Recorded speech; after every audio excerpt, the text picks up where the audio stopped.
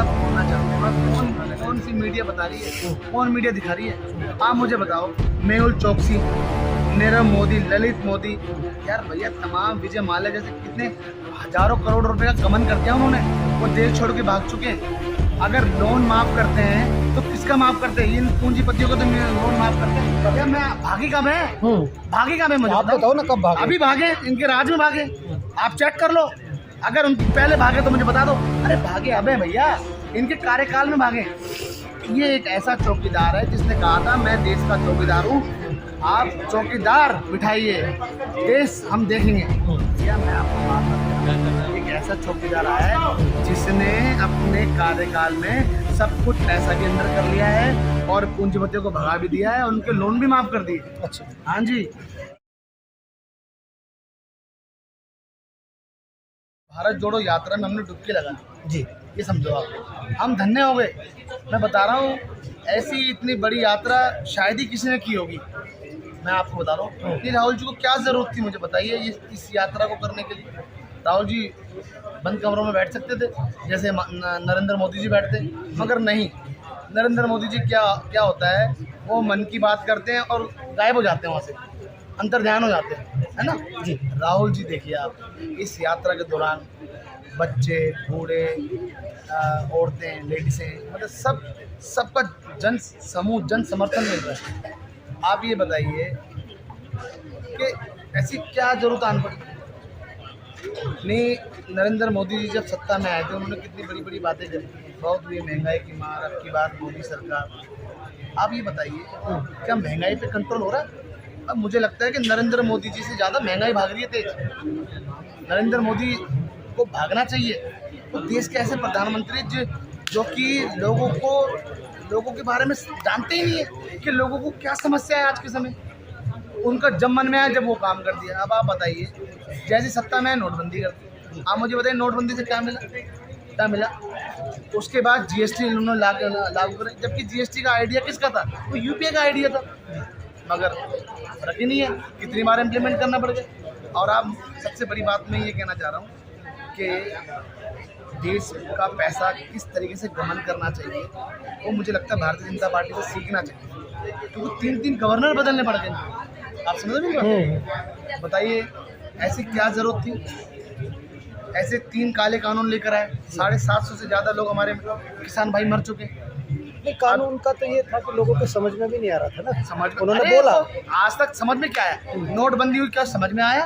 काला धन वापस आया।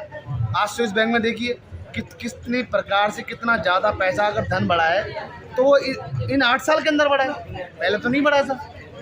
यानी सीधा सा बात है, इनके पास इतना पैसा है, ये जब जहाँ जाते हैं वहाँ सरकार को गिराने का काम करते हैं। अच्छा। वहाँ खरीद करते हैं, वहाँ दबा के पैसा देते विधायकों को। देखिए आप देखिए, पहले गोवा में, मध्य प्रदेश में और महाराष्ट्र में किया। अब मैं आपको बार बार ये कहना चाह रहा हूँ कि देश का पैसा इन्होंने मतलब ऐसा कर दिया है कि कोई दिक्कत नहीं, जब चाहे जब वो छाप लिए इन्होंने नोट। आजकल इनका ही सब कुछ है। अच्छा, जिस तरह गुजरात का चुनाव है, गुजरात के चुनाव को लेकर आपकी क्या तैयारी? क्योंकि आप तो पूरा इस भारत जोड़ो यात्रा में बिजी हैं। उधर बीजेपी का दावा है कि वो गुजरात में सरकार बनाएगी, वो हर जगह सरकार बना सकती है। अच्छा, वो उनका मन है, उनको चुनाव जीतना आता है। अब मैं बता रहा हूँ, उनको चुनाव जीतना ही आता है। उनका मेन मकसद है, उनका जो बैलेट पेपर जो जैसे पहले होता था, आज के समय अगर बैलेट पेपर से कराए ना चुनाव, बताइए ये जो मशीन है, मशीनों पर सारा कंट्रोल। भैया मैं आपको बार बार किसी बात बोल रहा हूँ, देश को पता चल चुका है कि ये एक ऐसा मदारी आया है। अच्छा, जिसने आप मदारी बोल रहे हैं? अरे भाई साहब, मुझे बड़ा दुख लगता है, क्या करूं? आप मुझे बताइए क्या करूं? किस गरीब के बारे में सोच रहे हो? मुझे बताइए किस गरीब के बारे में सोच रहे हैं? कोई एक गरीब मुझे बता दो कि इनके राज में वो खुश हुआ है? कमर टूट चुकी है गरीब आदमी की, महंगाई से टूट चुकी है। उसके घर के अंदर, गरीब के घर के अंदर चूल्हा नहीं जलता। गैस जो उन्होंने हमेशा उज्ज्वला योजना का जो ढोल पीटा है, वो गैस जो उनको सिलेंडर दिए गए थे, चूल्हे दिए गए थे, उन्होंने साइड कर दिए भैया। अरे 1100 रुपये 1200 रुपये कहाँ वो गैस चूल्हा खरीद पाएगा बार बार? आप मुझे बताइए ना, कहाँ खरीद पाएगा? और वो तो सर बीजेपी उसको उपलब्धि में गिना रही है। क्या उपलब्धि? हाँ, माता बहनें। अगर देश की, मैं कहता हूँ, नकारात्मक सोच है जो उज्ज्वला योजना की है, मैं हकीकत बता रहा हूँ, और मैं एक बात बता देना चाहता हूँ कि अगर आप पप्पू का किरदार दे सकते हो ना, अच्छा। तो नरेंद्र मोदी जी को दो, क्योंकि पप्पू है, पप्पू की तरह चलते हैं, पप्पू की तरह सोचते हैं और देश के बारे में उनका कुछ योगदान नहीं है। मुझे बताइए देश को आज़ाद कराने में क्या योगदान है? मुझे एक भी बात बता दीजिए ना, बताइए क्या योगदान है? अगर उनका योगदान है तो जात पात की राजनीति करने का योगदान है, अगर उनका योगदान है तो दंगे कराने का योगदान है। नहीं, आप मुझे बताइए जब भारतीय जनता पार्टी आती है तभी दंगे शुरू होते हैं, पहले तो कभी नहीं होते थे। बताइए कहाँ है?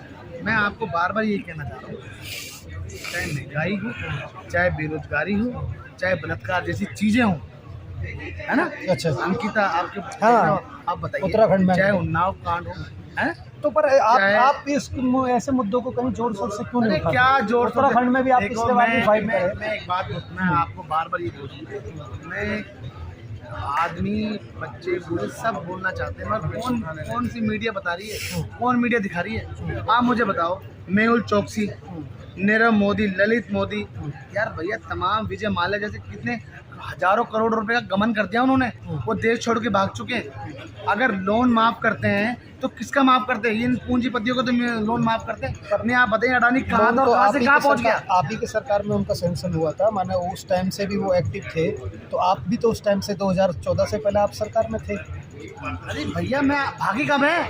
भागी कब है? मुझे आप बताओ ना कब भागे? अभी भागे, इनके राज में भागे, आप चेक कर लो।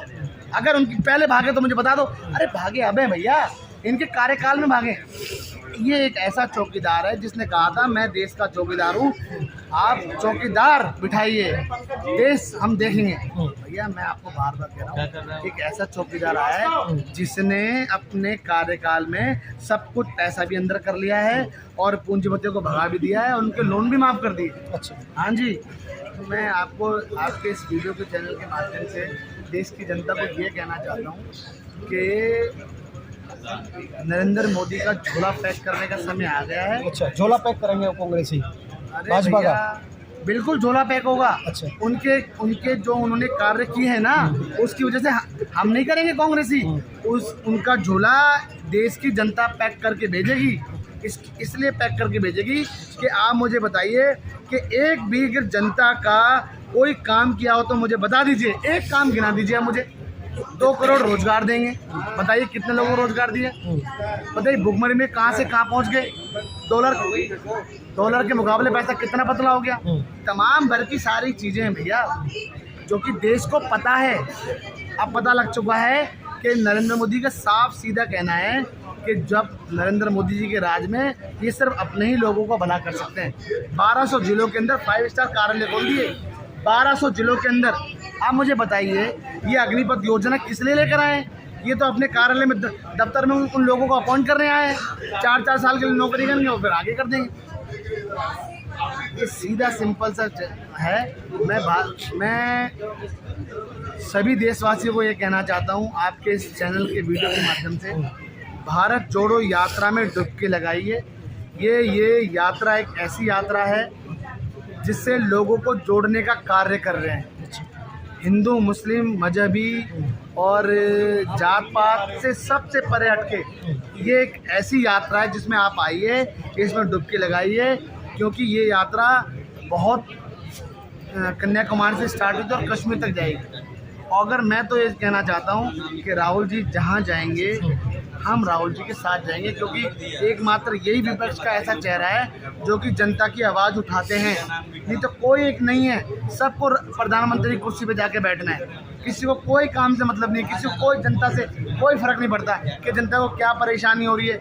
ये मुझे बताइए, अगर जवाहरलाल नेहरू जी जिन्होंने आत्मनिर्भर भारत बहुत पहले ही बना दिया था, अगर वो एम्स जैसी चीज़ें नहीं बनाते तो क्या इलाज हो पाता लोगों का? बताइए मुझे। पर वो भी भाजपा भी बना रही है ना अभी तो। क्या बना रही है? अरे भैया ये जो कांग्रेस के कार्यकाल में जो उद्घाटन किए थे वो अभी तक स्मार्ट सिटी का बोला से स्मार्ट सिटी कहाँ बनाई? सोचे महाराष्ट्र में शुरू हो गया। अरे भैया फिर तो ये अपना दिमाग, बुलेट ट्रेन भी मुदारी से करेंगे, बुलेट ट्रेन स्मार्ट सिटी। अरे भैया राम मंदिर दुनिया भर की, सुनो ये दुनिया भर की डुगडुगी बजाते हैं और ये ऐसे इलेक्शन का काम है। आप सच बताना, 80 रुपये का सरसों का तेल था, आज 200 रुपये का है। बताइए जनता को परेशानी नहीं है? जनता तो खुश है ना, जनता कहाँ विरोध कर रही है? किसने कहा? ये ये देखिए आप कह रहे हो, मैं आपसे पूछना चाहता हूँ, आप ये मुझे बता दीजिए, क्या सिलेंडर का रेट 400 से आज 1100 रुपये का है, क्या आप खुश हैं? अरे भैया, आप तो भले ही खुश हो सकते हैं, आपकी जेबें भरी हुई होंगी, मगर गरीब जनता की जेबें नहीं भरी मेरे भाई। उनके दिलों से पूछ कर आइए कितनी परेशानी का सामना करना पड़ रहा है उनको, चैलेंज है उनको। उनको कोरोना जैसी बीमारी के समय भी उनके कर्जे माफ़ नहीं हुए।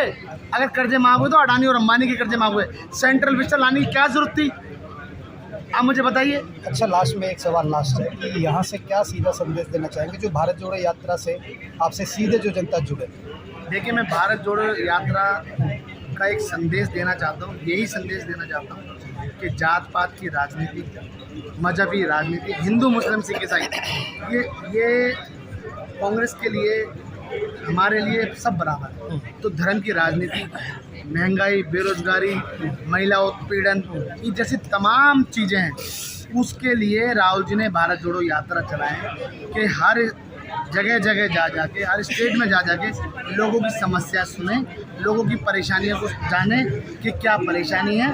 और ये ऐसी यात्रा है कि इसमें मैं सभी से कहना चाहता हूँ कि आइए और इस यात्रा में डुबकी लगाएं।